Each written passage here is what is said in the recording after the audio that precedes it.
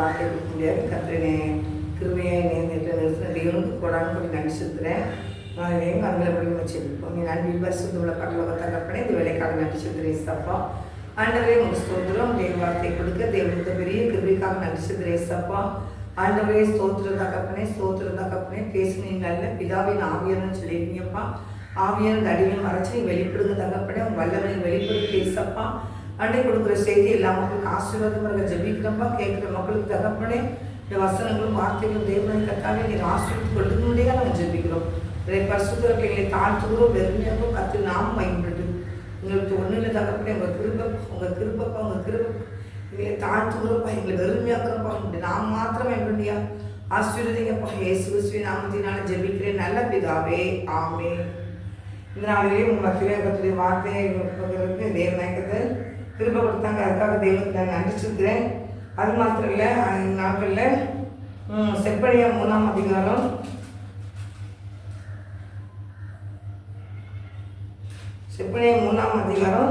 17ஆம் வசனத்தை வாசிக்கிறேன். நாளிலேயே உன் தேவனாய் கர்த்தர் உன் நடுவில் இருக்கிறார், வல்லமை உள்ளவர், அவர் ரட்சிப்பார். அவர் உன் பேரில் சந்தோஷமாக மகிழ்ந்து தன்னுடைய அன்பின் நிமித்தம் ஆர்மர்ந்திருப்பார். அவர் உன் பேரில் கம்பீரமாய் கனி கூறுவார் அப்படின்னு வசனத்தை வாசிக்கிறோம். உன் தேவனாய் கர்த்தர் உன் நடுவிலே இருக்கிறார். கர்த்தர் நம்ம நடுவில் இருக்கிறாங்க. இயேசப்பா நம்ம நடுவில் இருக்கிறாங்க. நம்ம நடுவில் இருக்கிறதுனால நமக்கு எந்த ஒரு பயம் கிடையாது. இல்லை சீசர்கள் வந்து தேவனுடைய இயேசப்பா சீசர்களுக்கு கதை கூட்டிட்டு உள்ளே வீட்டில் கதை கூட்டிகிட்டு இருந்தாங்க. ஒருத்தர்களுக்கு பயந்து அந்த நாட்டில் வந்து இயேசப்பா சிலுவைக்கு ஆணி சிலுவையில் அடிச்சிட்டாங்கன்னு சொல்லி எல்லாரும் பயந்து உள்ளே இருந்தாங்க. ஆனால் அவங்க இயேசப்பா 3ஆம் நாள் உயிரோடு எழுப்பி வந்துட்டாங்க. வந்து நிறைய சீசர்கிட்ட வந்தாங்க. சீசர்கிட்ட வரும்போது சீசர்கள் வந்து எனக்கு கதை கூட்டிகிட்டு இருந்தாங்க. அவங்க வந்து என்ன செஞ்சாங்க, கதை ஆண்டவர் வீட்டுக்கு போய் உங்களுக்கு சமாதானம் அப்படின்னு சொன்னாங்க. அவங்களுக்கு சமாதானம் கொடுத்தாங்க. ஆண்டவர் வந்து எந்த நடுவில் நம்ம நடிகளே வந்து எரிச்சுவார், அவங்க சமாதானத்தை கொடுப்பாரு. அப்படிப்பட்ட தெய்வனை தான் நம்ம தேடுகிறோம். ஒரு சமாதானம் கொடுக்குற கர்த்தர். எல்லாம் நாங்களே சொல்கிற காரியம் என்னன்னு கேட்டால், உன் தேவனாய் கர்த்தர் உன் நடுவிலே இருக்கிறார், அவர் வல்லமை உள்ளவர், அவர் ரட்சிப்பார். இப்போ அவர் வல்லமை உள்ள தேவன், அவர் ரட்சிப்பார். நடுவில் ஆண்டவர் இருந்தன்னா ரட்சிப்பை கர்த்தர் ஆண்டவர் கட்டளிடுவார். எந்த ஒரு பிரச்சனை இருந்தாலும் இவங்களாம் ரட்சிக்கப்படவே மாட்டாங்க அப்படின்லாம் நிறைய சொல்லுவாங்க.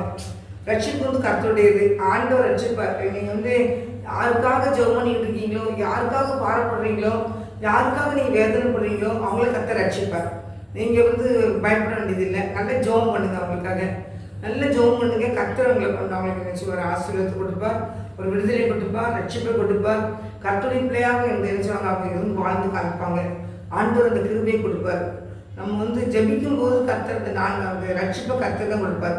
நீங்கள் ஜெபிக்கணும். அந்த ஜெபம் பண்ணும்போது ஆண்டவர் நம்ம நடுவில் இருக்கிறாரு, அவங்க காரியத்தை அவங்க விடுதலை கொடுத்துருவாங்க, அவங்க ரட்சிப்பாங்க அப்படின்னு சொல்லிட்டு நினச்சின்னா ஆண்டவர் மேலே விசுவாசம் நீங்கள் வச்சுருக்கணும்.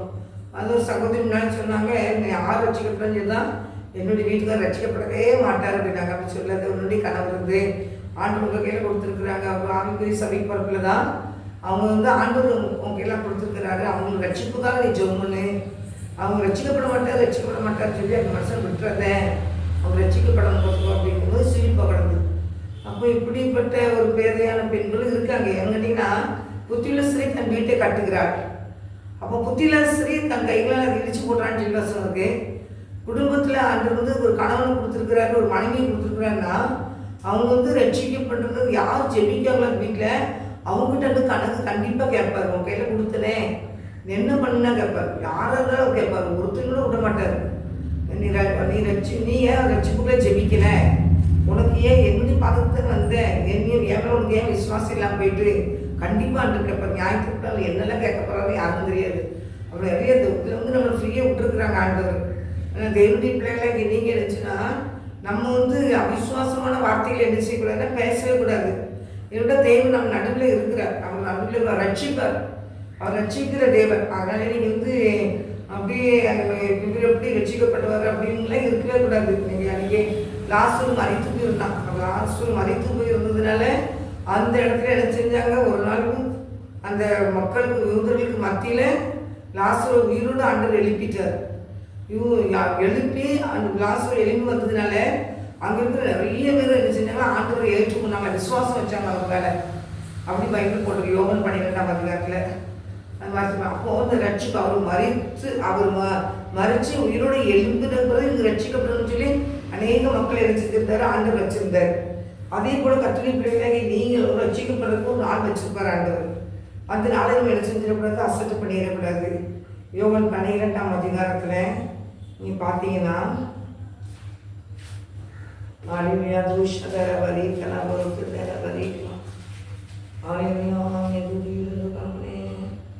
நீங்க பாருங்க 12ஆம் அதிகாரம் 10ஆம் வசனத்தில் லாசரு நிமித்தமாக யூதர்களின் அநேகர் போய் இயேசுவிடத்தில் விசுவாசம் வைத்தபடியினால் விசுவாசம் வச்சாங்க. 9ஆம் வசனத்தை பார்த்தீங்கன்னா அப்பொழுது யூதரில் திரளான ஜனங்கள் அவர் அங்கே இருக்கிறதை அறிந்து இயேசுவிடமாக மாத்திரமல்ல அவர் மரித்தோரிலிருந்து எழுப்பின லாசருவை காணும்படியாகவும் வந்தாங்க. லாசருவை காணும்படியாக வந்து அவர் உயிரோடு எழுந்திருக்கிறத பார்த்து அபிமித்தமாக ஆண்டவர் நினைச்சிருந்தாங்களா, விசுவாசிச்சாங்களாம். இப்போ பாருங்க அவ்வளோ ஒரு குறுக்கு கூட்டம் இருந்திருக்கு. இந்த லாசரு நிமித்தம் அவங்க ரட்சிக்கப்படணும்னு சொல்லி ஆண்டவர் வச்சிருந்தாரு. அதே மாதிரி தான் இன்னைக்கு நீங்கள் உங்கள் வீட்டில் எப்பேற்பட்ட மக்களாக இருந்தாலும் சரி தான், அது குடிச்சிக்கு அடிமைப்பட்டுக்கிறதாலும் சரி தான், அவங்க வீட்டுக்கே உதவாக்காத கரையாக இருந்தாலும் சரி தான், நீங்கள் ரட்சிக்கும் போது ஜெபிக்கும் போது அவங்க ரட்சிக்கப்படுவாங்க.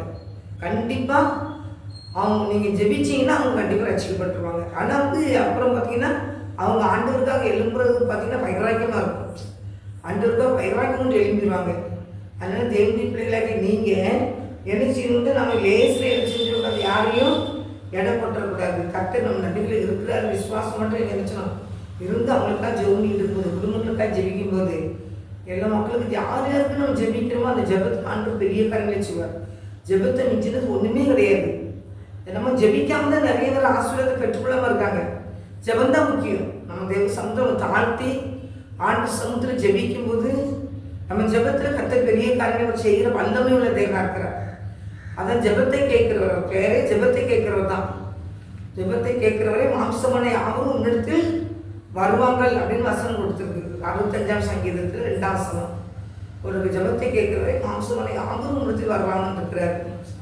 மத்திய 7ஆம் அதிகாரத்தில் கொடுத்து கேளுங்கள் அப்பொழுது உங்களுக்கு கொடுக்கப்படும், கட்டுகிற எவனுக்கும் திறக்கப்படும் அப்படின்னு சொல்லியிருக்கிறார்.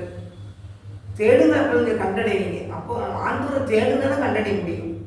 தேடாமல் நம்ம வீட்டுக்கு சும்மா இருந்துக்கிட்டு இருந்தோம்னா உலகத்தின் காரியத்துக்கு முக்கியத்துவம் கொடுத்துக்கிட்டு இருந்தோம்னா ஆண்டவரை நினைச்ச முடியாது, கண்கொள்ளவே முடியாது, கேட்காம எதுவும் பெற்றுக்கொள்ள முடியாது. அதனால நம்ம ஒரு கடையில் போய் நிற்கிறோம்னா கடையில் போய் என்ன செய்யணும், நம்ம எந்த ஒரு பொருளாக இருந்தாலும் கேட்க தான் செய்வோம். அதே போல் ஆண்டவர் போய் என்ன செய்யணும், கேட்கணும். எல்லாருக்கும் அவங்களுக்கு கொடுக்க ஆண்டவர் சொல்லியிருக்காரு. கேட்குறவங்க எவ்வளோ பெற்றுக்கொள்வாங்க ஆண்டவர் சொல்லியிருக்காரு. கடுகு கூட விசுவாசம் இருந்தாலும் போதும், உங்கள் விசுவாசம் மழையை கூட பேர்த்துறோம்னு சொல்லி தான் பயன்படுத்துறது. அப்படிப்பட்ட பாக்கியத்தை தான் ஆண்டவர் தந்துக்கிறாரு. ஜெபம் பயங்கரமானது. நீங்கள் ஆண்டவர் சமுத்திரம் ஜெபிச்சு ஜெபிச்சு ஜெபிச்சு எவ்வளோ ஆசீர்வாதம் பெற்றுக்கொள்ளலாம். ஜெபத்தை தான் நீங்கள் கூட்டணும். நீங்கள் ஜெபிக்காதவங்க இருந்தாலும் கூட நெருங்கி ஜெபம் பண்ண ஆரம்பிச்சிருங்க. நெருங்கி ஜெபம் பண்ண ஆரம்பிச்சிருங்க. ஜெபிங்க ஜெபிக்க ஜெபிக்க ஜெபிக்க எப்பேற்பட்ட காரியத்தையும் ஆண்டு மாறுதல முடிவு பண்ணுவார். அதுதான் பெரிய ஒரு ஆசீர்வாதம். எப்பேற்பட்ட காரியத்தையும் உங்கள் மாற்றி விட்டுவார் ஆண்டவர். அதனால் தேவனுடைய பிள்ளைகளை நீங்கள் ஜெபிக்க ஆரம்பிங்க. ஆண்டு நம்ம நடுவில் இருக்கிறார். ஆமாம், அது மாத்திரம் இல்லை, அந்த செப்பனியாவை போட்டிருக்கு 14ஆம் அதிகாரம் 14ஆம் வசனம். செப்பனியா 3ஆம் அதிகாரம் 14. சீயோன் குமாரத்தை கெம்பிரித்து பாடு, இஸ்ரவேலரே ஆர்ப்பரியுங்கள், இஸ்ரவேல் குமாரத்தையே நீ முழு இருதயத்தோடு மகிழ்ந்து கனிகூறு. கர்த்தர் ஆக்கினைகளை அகற்றி ஒரு சத்துருக்களை விளக்கினார். இஸ்ரவேலின் ராஜாவை கர்த்தர் நடுவில் இருக்கிறார். இனி தீங்கை காணாது இருப்பார். இனி தீங்கை காணாது இருக்குன்னா கெம்பிரித்து பாடணும், ஆண்டவருடைய நாமத்தை மகிமைப்படுத்தணும், ஆண்டவருடைய நாமத்தை உச்சரிச்சுக்கிட்டே இருக்கணும். பாடலை படிக்க படிக்க படிக்க படிக்க கர்த்தருடைய அபிஷேகம் இறங்கிக்கிட்டே இருக்கும். ஆண்டோட பாட்டு நீங்கள் படித்து பாருங்கள். இஸ்ரவேலின் தேவனாகிய கர்த்தர் நம்ம நடுவில் இருக்கிறார். சீயோன் குமாரத்தை கெம்பிரித்து பாடு, இஸ்ரவேலே ஆர்ப்பரியுங்கள், இஸ்ரவேல் குமாரத்திலே நீ முழு இருதயத்தோடு மகிழ்ந்து கலிகூறு. அதான் பாட்டு முழு இருதயத்தோடு மகிழ்ந்து கலிகூறும்போது தான் கர்த்தர் நம்ம நடுவில் நினைச்ச முடியும், பெரிய காரியங்களை செய்ய முடியும். அது முழுக்க கர்த்தர் ஆக்கினைகளாம் அகற்றுவார் போட்டுக்கிறார் ஆண்டவர். அகற்றி உங்கள் சத்துக்கெல்லாம் ஒன்று விட்டு நினைச்சுவார், விளக்குவார். நம்ம பாடல் படிக்க படிக்க படிக்க படிக்க நம்ம சூழ்ந்திருக்கிற சத்துருக்களெல்லாம் கர்த்தர் முக்கியமாக அப்புறப்படுத்துவார். தேவ பிள்ளைகளை நீங்கள் ஆண்டவரை நினைச்சிங்க, பாடுங்க, எப்பவும் தேவன் பாடுங்க. எப்பவும் இதுக்கு நமக்கு வந்து 24 மணி நேரம் டைம் கொடுத்துருக்குறாரு. 24 மணி நேரம் டயத்தில் ஒரு 2 மணி நேரம் ஆண்டு கொடுங்க. 22 மணி நேரத்தை நீங்கள் எடுத்துக்கோங்க. இன்னும் கூட கொஞ்சம் கொடுக்க தான் வேண்டியது இருக்கும். நீங்கள் 2 மணி நேரம் மட்டுமாதிரி நீங்கள் நினச்சிங்கன்னா ஆண்டு சமுதிரம் உட்காந்து நீங்கள் பாடல் படித்து வேதத்தை வாசித்து ஜெபிங்க. விடிய காலம் 1 மணி நேரம் கொடுங்க. 4 மணிக்கு 3 மணிக்கு எந்திரிச்சிருங்க, 1 மணி நேரம் கொடுங்க. சாயங்காலம் 7 மணிக்கு போல் 1 மணி நேரம் கொடுங்க. நிறைய நேரம் கொடுக்கலாம். ஜெபம் பண்ணி பழக்கம் இல்லாதவங்களுக்கு தான் சொல்கிறேன். ஜெபிக்கிறவங்க 8 மணி நேரம்னாலும் ஜெபிக்கலாம். கர்த்தர் காரியங்கள் பெரிய காரியம் அசைப்பார். நிறைய நேரம் ஜெபிக்கிறவங்களுக்கு ஆத்துமாக்களை கொள்ளை கொடுப்பாரு. சுற்றி இருக்க மக்கள்லாம் ரசிக்கப்படுவாங்க. சுற்றி இருக்கிற மக்களுடைய கண்ணீர் துடைக்கப்படும். சுற்றி இருக்கிற மக்கள்லாம் ஆண்டவரை தேடி ஒளிவர ஆரம்பிச்சுவாங்க. நம்ம ஜெபிச்சுட்டே இருக்க வேண்டியதான். நம்ம ஜெபிக்க ஜெபிக்க ஜெபிக்க ஜெபிக்க கர்த்தருடைய வல்லமை வெளிப்படும். ஒரு நாள் எல்லா மக்களும் ஆண்டு சமூகத்துக்கு வந்துருவாங்க. நம்ம ஜெபம் பண்ணி எங்கே ஆத்மா ரசிக்கப்படும் அந்த இதே நமக்கு தேவையில்லை. நம்ம ஜெபிக்க ஜெபிக்க ஜனங்கள் ஒரு நாள் நம்ம தேடி எல்லாம் வருவாங்க. ஆண்டவரெல்லாம் சொல்லியிருக்காரு, தேடி வருவாங்கன்னு தான் சொல்லியிருக்காரு. அதனால் நம்ம இன்னும் இன்னைக்கு சொன்னிகிட்டே இருக்க என்ன பேசப்பா இன்னும் வரக்கணும் அப்படின்னு நமக்கு ரொம்ப இது வேண்டாம். வீடு வீடாக போய் அடையாதுன்னு அந்த சொல்லியிருக்கிறாரு. நீ இருந்த இடத்துல கருப்பிட்டு சொன்னிகிட்டே இருக்கு. ஆத்மாவை ஜனங்கள் உன்னை தேடி விண்ணப்பத்தை கொண்டு வருவாங்கன்னு சொல்லியிருக்கிறாரு. இவ்வளோ சொல்லப்போ நம்ம எதுக்கு கவலைப்படணும். அதனால் நீங்களும் அந்த காரியத்தை செய்யுங்க. நீங்களும் எப்பவும் வீட்டுக்குள்ளே ஜோம் பண்ணுங்க. ஆண்டவரே உங்களாம் ரசிக்கப்படணும். ஒரு நமக்கு ரசிப்பதே இப்போ முக்கியம். இப்போ ஆண்டு சீக்கிரம் வரப்போகிறாரு. அதுக்கு முன்னாடி எல்லாருக்கும் ரசிக்கப்பட்டணும், அதான் முக்கியம். அதனால் ஆண்டவர் நம்ம நடுவில் இருக்கிறாரு. நீங்கள் ஆண்டவர் பாடிட்டு எப்படிமா பாடும்போது தேவனை பாடிக்கிட்டே இருக்கும்போது தேவநாயகத்தை நினைச்சோம் ரசியும் குமாரத்தை எம்பிரித்து பாடு. இஸ்ரவேலே ஆர்ப்பரிங்கள், இஸ்ரவேல் குமாரத்தை முழு இதயத்தோடு மகிழ்ந்து கழிவுங்க. கம்பீரமாக பாடுங்க, நீங்கள் சந்தோஷமாக இருங்கன்னு சொல்லியிருக்காரு. அதனால் என்ன சொன்னா கர்த்தர் ஆக்கினெல்லாம் அகற்றுவாராம். அகற்றி ஒரு சத்துருக்களெல்லாம் என்ன சொல்லலாம் விளக்கினார். இஸ்ரவேலின் ராஜாவிலே கர்த்தர் நடுவிலே இருக்கிறார், இனி தீங்கை காணாதிருப்பார். அப்போ தீங்கு சில காரியங்கள் தீங்காக நமக்கு தோணுதுன்னா தேவனை நினைச்சிங்க பாடுங்க. ஆண்டவரை பாடிக்கிட்டே இருங்க. ஆண்டு சமுதிரம் பாடுங்க. வேதத்தை பார்க்கும்போது பார்த்தீங்கன்னா மிரியாம் ஆண்டவரை பாடினாங்க. 1 சாமுவேல் 2ஆம் அதிகாரம் 1ஆம் வசனத்தில் அவங்க வந்து அண்ணாளுக்கு வந்து சாமுவேல் பிறந்த உடனே அந்த ஆண்டவரை போற்றி புகழ்ந்து பாடினாங்களாம். அது ஒரு பெரிய ஆசீர்வாதம். அப்படி படிக்கிறாங்க. இந்த சகரியாவை நீங்கள் பார்த்தீங்கன்னா சகரியாவின் பொழுது வாசிக்கிறேன். சகரியா 2ஆம் அதிகாரம் 10ஆம் வசனத்தில் அடுத்த பேஜ் தான். சீயோன் குமாரத்தை கெம்பீரித்து பாடு, இதோ நான் வந்து நடுவில் வாசம் பண்ணுவேன் என்று கர்த்தர் சொல்கிறார். கெம்பீரித்து பாடு, நான் நடுவில் வந்து நினைச்சுவேன், வாசம் பண்ணுவேன். அப்போது நமக்கு வந்து ஆண்டோடைய சமூகத்தில் வந்து தேவனை பாடுறதுக்கு நம்ம சோம்பேறித்தனம் பண்ணக்கூடாது. நம்ம ஆசீர்வாதத்துக்கு எல்லா மக்களுடைய ஆசீர்வாதத்துக்கு தான். நம்ம வந்து ஒரு நாள் மரணம் நமக்கு உண்டு. மறிக்கும் போது நம்ம வெறும் கையை போகக்கூடாது, ஆத்துமாக்களை கூட்டிகிட்டு போகணும். அப்போ ஆத்துமாக்களை கூட்டிகிட்டு போகிறாங்க நம்ம என்ன செய்யணும்? இப்போ ஆத்துமாக்கள் பக்கலூராஜத்துக்கு எண்ணிமித்து 2 ஆத்துமாக்கள் வரணும்னா பாடுங்க. அப்படிதான் பயிர் கொடுக்குது. 2 சகரியா 2ஆம் அதிகாரம் 10ஆம் வசனம். சீயோன் குமாரத்தை கெம்பீரித்து பாடு, இதோ நான் வந்து உன் நடுவிலே வாசம் பண்ணுவேன் என்று கர்த்தர் சொல்கிறார். அடுத்த சொன்ன அண்ணாவிலே அநேக ஜாதிகள் கர்த்தரை சேர்ந்து என் ஜனமாவார்கள். அப்போ நம்ம கெம்பீரம் பாடும்போது நினைச்சவங்க அடுத்த வசனம் உங்களுக்கு பாருங்களேன். அந்நாளில் அநேக ஜாதிகள் கர்த்தரை சேர்ந்து என் ஜனமாவார்கள். நான் உன் நடுவில் வாசமாய் இருப்பேன். அப்பொழுது சேனையில் கர்த்தர் என்னை உன்னிடத்தில் அனுப்பினார் என்று அறிவாய். எவ்வளோ பெரிய பாக்கியம் பாருங்க. நம்ம கெம்பீரித்து பாடும்போது அவர் கெம்பீரித்து பாடும்போது ஆண்டவர் நம்ம நடுவில் வந்து வாசம் பண்ணுகிறாராம். அநேக ஜாதிகள் கர்த்தரை என்ன செய்வாங்களாம், சேர்ந்து கொள்வார்கள் என்று 14ஆம் வசனம். என் ஜனமாவார்கள், நான் உன் நடுவில் நினைச்சுவேன் வாசமாக இருப்பேன் அப்படின்னு ஆண்டவர் சொல்றாரு. 12ஆம் வசனத்தை கர்த்தர் பரிசுத்த தேசத்திலே யூதாவாகிய தமது பங்கை சுதந்திரித்து திரும்பவும் எருசலேமை தெரிந்து கொள்வார். மாம்சமான சகலமான பேர்களை கர்த்தருக்கு முன்பாக மௌனமாக இருங்கள். அவர் தமது பரிசுத்த வாசனத்திலிருந்து எழுந்தருவார். நம்ம பாடல் படிக்க கர்த்தரை எழுந்தருவார் போட்டிருக்கு. அநேக ஜாதிகள் ஜனங்கள் ஆண்டு சமூகத்துக்கு வருவாங்க எப்படி போட்டிருக்கு. ஜெபத்தை கேட்குறவரை மாம்சமான யாரும் உமர்த்தி வரலாம்னு ஆண்டு போட்டிருக்காரு. உங்க எம்பீரித்து பாடுங்க. ஆண்டவர் பாடி ஆண்டு நாமத்தை உயர்த்துங்க, ஆண்டு நாமத்தை மையப்படுத்துங்க. ஆண்டு பெரிய காரியங்களை கர்த்தர் செய்கிறது எவ்வளோ இருக்கிறார். ஏசியா 12ஆம் அதிகாரம் 6ஆம் வசனத்தை நம்ம பார்த்தோம்னா 12 ஏசையா 12:6 போடுது, சீயோனில் வாசமாக இருக்கிறவளே நீ சத்தமிட்டு என்ன செய்ய கெம்பீரி, இஸ்ரவேலின் பரிசுத்தோர் நடுவில் பெரியவராய் இருக்கிறார். அப்போ சத்தமிட்டு கெம்பீரிக்கும் போது ஆண்டு நம் நடுவில் பெரியவராக இருக்கிறாங்க. அவர் நம்ம நடுவில் வாராரு. அது யாருக்கும் இந்த வாக்கியம் இருக்காது. ஆண்டவர் எல்லாத்துக்கும் இறங்கி வர மாட்டார். அவங்கள முழு இதயத்தோடு தேடும்போது, ஆண்டவர் நாமத்தை மகிமைப்படுத்தும் போது, ஆண்டவரை சந்தோஷப்படுத்தும் போது அவர் நினைச்சவர் நம்ம நடுவில் ஆண்டவர் இறங்கி வருகிற தேவனாக இருக்கிறார். ஆனால் தேவனுடைய பிள்ளைகளை நீங்களும் நானும் நம்ம நடுவில் இருக்கணும்னா எப்பவும் இயேசுவை பாடுங்க. இயேசுவை பாடுங்க, நல்லா உற்சாகமாக பாடுங்க, கம்பீரமாக பாடுங்க. கர்த்தர் பெரிய காரியங்களை செய்வேன்னு சொல்லியிருக்கிறாரு. ஜனங்களை சகரியில், அதான் சகரியில் போட்டு 2ஆம் அதிகாரத்தில் போட்டுருக்கு, ஜனங்கள் ஜாதிகள் முன்னெடுத்து வருவாங்கன்னு பேரில் போட்டு பாருங்க 11 வருஷத்தில் 2:11. அப்போ பாருங்க, மக்கள் வர்றதா இருந்தால் 10 சீயோன் குமாரத்தையும் எம்பிரித்து பாடு, இதோ நான் உன் நடுவில் வாசம் பண்ணுவேன் என்று கர்த்தர் சொல்கிறார். அந்த 11 அந்நாளில் அநேக ஜாதிகள் கர்த்தரை சேர்ந்து என் ஜனமாவார்கள். அப்போ நம்ம பாட்டு பிடிக்க அடுத்த வருஷத்துல ஜாதிகள் ஆண்டு சொந்து வர்றாங்க. அதனால் பாட்டில் கர்த்தருடைய வல்லமை இருக்குது. அதனால் தேவனுடைய பிள்ளைகளாக நீங்கள் ஆண்டவரை பாடுங்க. அது மாத்திரம் இல்லை, உன் தேவனை கர்த்தர் உன் நடுவிலே இருக்கிறார். அவர் வல்லமையுள்ள தேவன், வல்லமையுள்ள ரட்சிப்பார். அவர் உன் பேரில் நினைச்சவரா சந்தோஷமா மகிழ்ந்து கழி கூறுவாராம். மகிழ்ந்து தம்முடைய அன்பின் நிமித்தம் அமர்ந்திருப்பார். அவர் உன் பேரில் கம்பீரமாய் கழி கூறுவார். அவர் நம்ம பேரில் கம்பீரமாக கழி கூறுவாராம். அவர் நம்ம கம்பீரமாக பாடும்போது ஆண்டவர் நம்ம மேலே அனுபவிச்சிருக்காரு. அனுபவிச்சு வச்சிருக்காரு, உன் பேரில் கம்பீரமாய் கழி கூறுவேன். அதனால வாங்க, நம்ம ஆண்டவர் சமூகத்தில் இருந்து நம்ம பாட்டு படித்து ஆண்டவர் மகிமைப்படுத்தும் போது அவர் நம்ம மூலியமாக கம்பீரமாக மகிழ்ச்சியாக இருக்கான். அது ஒரு வசனம் சொல்லியிருக்கு. கற்று ஒரு அர்த்தம் மனதுன்னா பகலூராட்சியில் மிகுந்த சந்தோஷம். இந்த சந்தோஷம் மீது தேவ தூதரிப்பத்தில் சந்தோஷம். இப்போ ஆண்டவரே நம்ம பாடி தெய்வம் சொல்லிக்கும் போது அவருக்கு இருந்துச்சுன்னா அவர் சொல்கிறாரு, அவர் உன் பேரில் கம்பீரமாய் கழி கூறுவார்னு போடுறது. இந்த 19 வருஷம் 20 வருஷத்தில் என்ன போடுது, அதில் என்ன போடுதுன்னா அந்த சகல தேசத்திலும் அவர்களுக்கு புகழ்ச்சியும் கீர்த்தியும் உண்டாக்க நான் செய்வேன். இப்போ தேவனை என்ன நம்ம பாடதான் சொல்கிறாரு.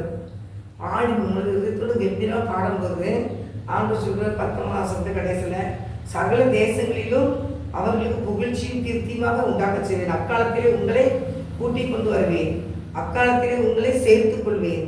உங்கள் கண்காண நான் உங்கள் சிறையிருப்பை திருப்பும்போது பூமியில சகல ஜனங்களும் நான் உங்களை கீர்த்தி புகழ்ச்சியாக வைப்பேன் என்று சகல ஜனங்களுக்குள்ளும் உன்னை கீர்த்தி புகழ்ச்சி வைப்பேன் என்று கர்த்தர் சொல்கிறார். சகல ஜனங்களுக்கு மத்தியில் நம்மளை கீர்த்தியும் புகழ்ச்சியுமா நினைச்சு போகிறார் ஆண்டவர் வைப்பார். பாட்டு தான் படிக்க சொல்லியிருக்கிறார்.